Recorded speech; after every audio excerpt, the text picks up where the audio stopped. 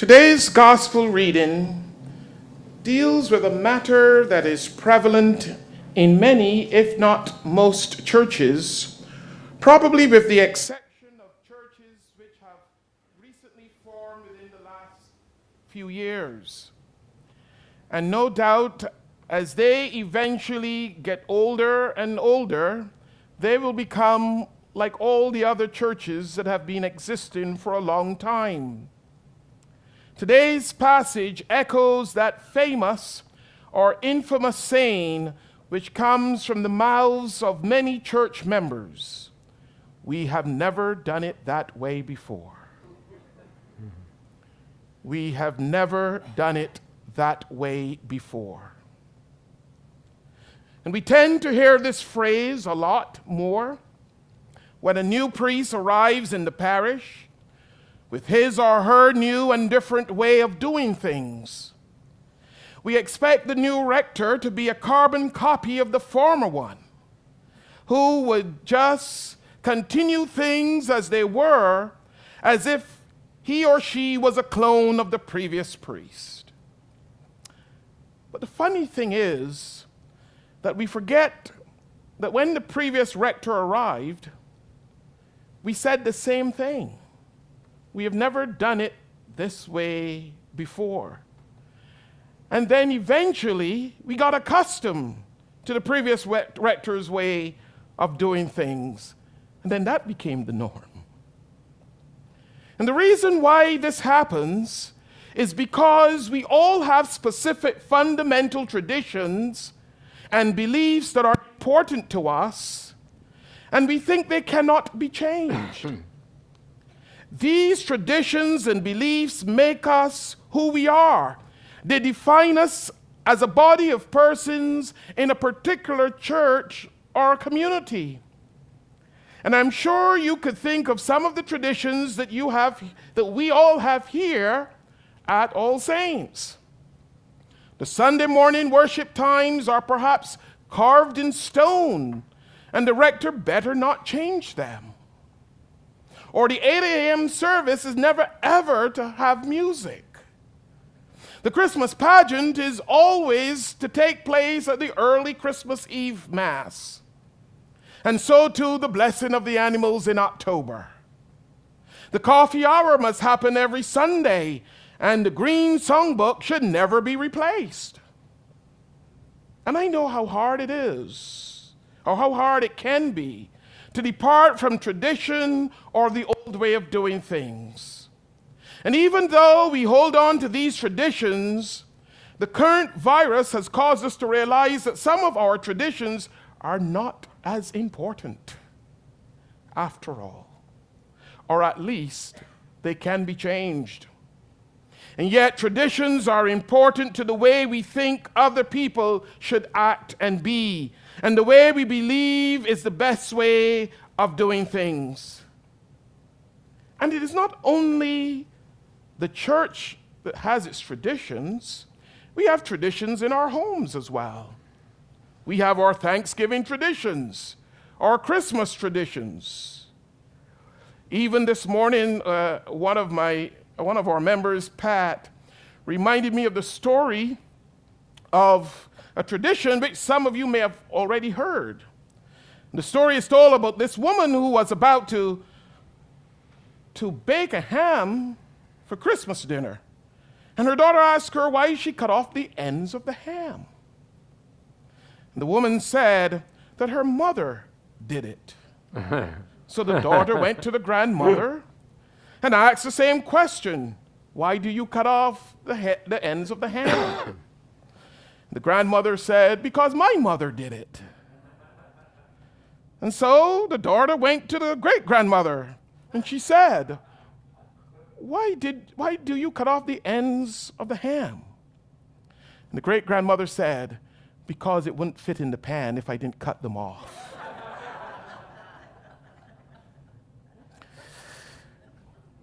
I'm sure the pans grew larger by the time it got to her mother, but she was still cutting the ends off of the ham. These traditions define who we are and how things ought to be. This is the context into which today's gospel reading comes.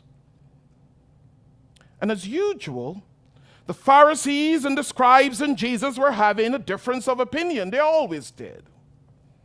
The religious leaders were always looking for a way to discredit Jesus, focusing only on the things they believed he had done wrong. And they were upset because Jesus' disciples didn't participate in the Jewish hand-washing ritual before they ate. Washing one's hands before meals, which, by the way, which is something that we grew up doing, hearing our mothers say, "Wash your hands before dinner," and which was a way of saying, "Don't bring any germs to the table." But this had become, in the case of Jesus and his disciples, an object of scrutiny. Jesus' followers were eating with unclean hands, not following the traditions of old, ignoring centuries-long practice, which was done to keep the community holy. And we could almost hear the Pharisees and the scribes, the religious leaders saying, "How dare them come to this table without washing their hands? We have never done it this way before." And as far as the Pharisees and scribes were concerned, Jesus' disciples had committed a sin. And we are not to think of the Pharisees and scribes as completely bad people, because they were committed in their own way to obeying and pleasing God, and the traditions they believed grew out of a need to keep their identity as God's chosen people in a world which was very paganistic. At the same time, they lost sight of what God's law was truly meant to be. They lost sight of what God's law was truly meant to be. Instead, they focus on traditions which sought to monitor and control and separate. Instead of helping people to live as a holy nation, washing hands before meals and other handmade traditions became a way of determining who is clean and who wasn't, who is in and who is out. It served to differentiate the us from them, separating those who belong and from those who don't. But the religious leaders are not the only folks who get upset when traditions are not followed. We too get upset when our traditions are not followed. But at times we have to part with our traditions, and that is not always easy for us to accept. Now, I'm not saying that traditions or some traditions are not important. Of course they are. Some traditions are good. They are valuable in communicating the truth about God and about each other. And from its inception, the church has observed the tradition of baptism and the Eucharist, for example, both of which reveal the best kind of traditions, for they show us our relationship with God and one another. And these traditions do not stand in our way of worshiping God or our faith in Him, but rather they enhance them. However, it is when our actions concerning traditions become more important than their meaning that we run ourselves into trouble. It is when our actions concerning traditions become more important than their meaning that we run ourselves into problems. For example, the Pharisees and the scribes were more concerned with strictly observing the human laws they made rather than observing the laws God had given them.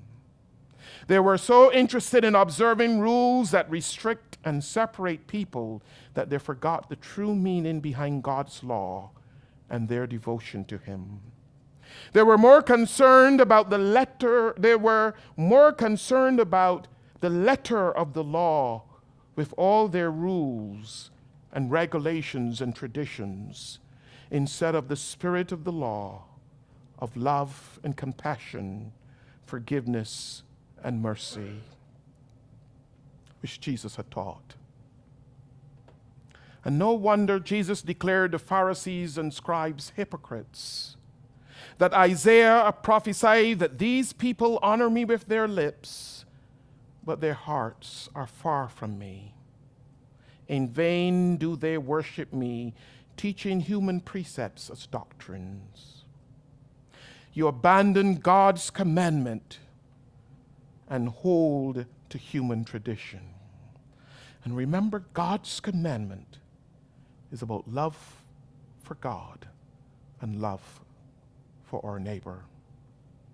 In other words, the scribes and the Pharisees and all those who behave and believe like them, we are not doing what Jesus expects of us.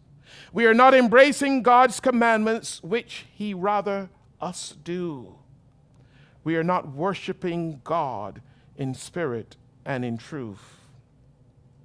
Our hearts are not in the right place, neither is our worship sincere and real. The traditions to which we are holding are wrong, and they are in the way of our faith and spiritual experiences. And that is what Jesus is saying to us, as He was saying to those back then, that we are focusing on the wrong things. We are to be focusing on the things that draw us closer to Christ and each other, and not things that separate us. In other words, don't focus on traditions, focus on our hearts. And we need to be more concerned about what comes out of us rather than what goes into us.